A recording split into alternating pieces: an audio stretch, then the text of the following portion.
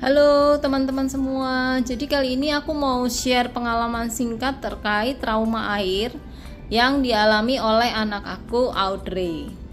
Jadi sebagai background, anak aku itu sekarang sudah umur 7 tahun lebih, hampir 7,5 tahun, tapi masih struggling atau mengalami kesulitan saat berenang.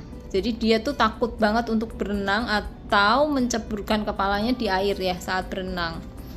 Nah, setelah aku trace back kenapa ya gitu ya, bisa jadi ini memang karena pengalaman trauma air yang dia alamin di masa lalu dan belum sepenuhnya pulih. Jadi long story short, waktu dia ini umur 4 atau 5, aku sempat paksain dia mandi air dingin. Kenapa aku paksain? Karena aku itu beberapa kali melihat tetangga aku yang punya anak bahkan lebih kecil di umur 2 atau 3 itu ya udah mandi pakai air dingin biasa gitu, bahkan mandinya pakai air selang gitu kan, yang di garasi air selang buat cuci motor atau mobil itu ya. Anak-anak yang kecil ini fun aja mandi basah kuyup, siram-siraman ya. Anak-anak ini tuh nggak ada beban gitu ya, bahkan terlihat seneng lari-larian, bercandaan gitu kan ya. Terus aku pikir, oh anak aku ini juga perlu loh mulai dibiasakan mandi air dingin, toh dia itu usianya kan udah mendekati 5 ya kalau nggak salah waktu itu. Jadi dia itu supaya nggak kebiasaan mandi pakai air hangat terus lah, takutnya nanti suatu saat pas heaternya mati atau apa gitu kan, pas kondisi darurat dia itu nggak kebiasa mandi air dingin. Nah itu pikir aku gitu kan. Nah tapi mungkin timing yang aku buat atau alami itu salah juga. Jadi aku itu mencoba memandikan Audrey dengan air dingin tuh saat mau ada event. Jadi waktu itu tuh aku mau ke acara kondangan yang buru-buru, waktunya agak mepet, sedangkan heater kamar mandi itu kan lagi mati. Jadi air hangat itu kan pasti harus memasak dulu gitu kan, ngerebus di ember segala macam. Jadi kupikir repot lah. Akhirnya aku mandiin aja Audrey ini pakai air dingin gitu. Nah waktu itu nih anak nangis memang, tapi nangisnya ya bentar doang. Aku pikir udah selesai dong masalahnya, pasti habis ini udah mulai kebiasa nih mandi air dingin. Nah after itu setiap kali dia mau mandi dia itu cranky lah, nggak mau mandi, takut air segala macam. Nah ini pun kejadian tuh sampai 3-4 bulan, sampai nih anak udah nggak takut lagi untuk mandi. Udah selesai lah aku pikir ya trauma airnya. Tapi ternyata tidak berhenti sampai situ mam, mandinya udah beres, tapi ini kejadian lagi waktu dia ini belajar berenang. Jadi ternyata trauma air itu atau trauma apapun gitu ya, yang kita pikir udah selesai efeknya ternyata bisa berkepanjangan loh. Jadi kita tuh perlu hati-hati juga, jangan sampai anak itu mengalami trauma di case manapun ya. Nah waktu itu pas berenang itu nih anak kok susah banget adaptasi dengan air ini itu gitu kan, sedangkan anak lain itu yang nggak punya trauma air lepas aja, maksudnya gampang lah berbaur sama temennya, berbaur sama coachnya, berbaur sama air itu sendiri, loncat-loncatan tuh enjoy. Sedangkan si Audrey ini memang cukup apa ya, dia takut gitu loh hawanya.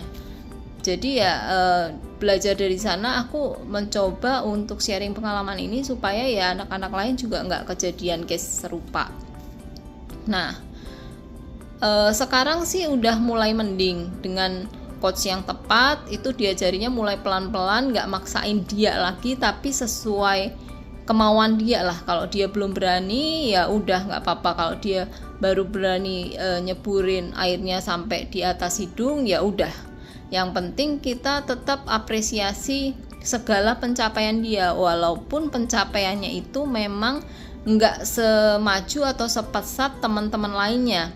Tapi memang ini kondisinya berbeda dan kita perlu treatnya berbeda. Jangan sampai juga kita sebagai orang tua jadi malah maksain lagi yang kedua gitu kan. Udah anaknya punya trauma air, kita maksain lagi untuk dia cepet catch up dengan teman-teman yang lain. Itu menurut aku kurang bijaksana juga mam sebagai orang tua. Nah ini satu hal. Terus hal kedua adalah Audrey ini belajar berenangnya cukup lumayan agak terlambat gitu secara umur ya. Di saat anak-anak lain itu balita aja udah mulai dicemplungin ke air gitu ya, itu mulai belajar renang sekitar umur 6 atau 7. Nah, di waktu-waktu ini anak itu sudah punya rasa takut juga selain trauma air tadi ya. Jadi memang dua-dua ini jadi saling memberatkan gitu. Dimana satu dia punya trauma air, kedua juga dia mulai renangnya itu di usia yang sudah dia itu punya rasa takut gitu ya. Jadi sangat cukup memberatkan jadinya. Nah, saran aku kalau anak mau belajar renang atau mau belajar kemampuan apapun, mungkin bisa dipertimbangkan untuk usia itu yang lebih kecil gitu ya, mungkin 4 tahun atau 5 tahun. Jadi saat itu tuh anak belum punya rasa takut, jadi mau ngapa-ngapain itu ya dia berani aja. Banyak juga yang diajarin berenang itu bahkan dari balita atau dari bayi kan, sehingga ya udah diceburin, diapain tuh ya fine-fine aja, karena basically dari anak yang masih kecil atau balita tuh kan nggak punya rasa takut, sehingga kita lebih gampang untuk mengenalkan air. Misalnya nih kita mau nggak usah berenang deh, nyanyi gitu ya. Kalau kita nyanyi pas umurnya udah besar, pasti kita punya rasa malu, rasa takut saat tampil di depan orang. Tapi kalau kita ajarin itu dari sedari kecil, saat anak ini belum punya rasa takut, ya dia maju-maju aja di panggung, nggak akan ada rasa grogi segala macam. Jadi memang untuk bakat ini perlu diajarkan sedini mungkin, tapi ya perlu wise juga ya Mam, kita perlu lihat juga anaknya, jangan sampai kita ajarkan anaknya ini kemampuan-kemampuan life skill yang kita mau tapi tanpa bimbingan atau tanpa pantauan orang tua atau coach yang memang ahli di bidangnya ya, sekali lagi.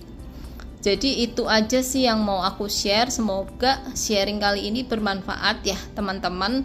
Dan mungkin kalau kalian ada case trauma serupa, bisa juga di share-share di kolom komentar di bawah. Bye-bye.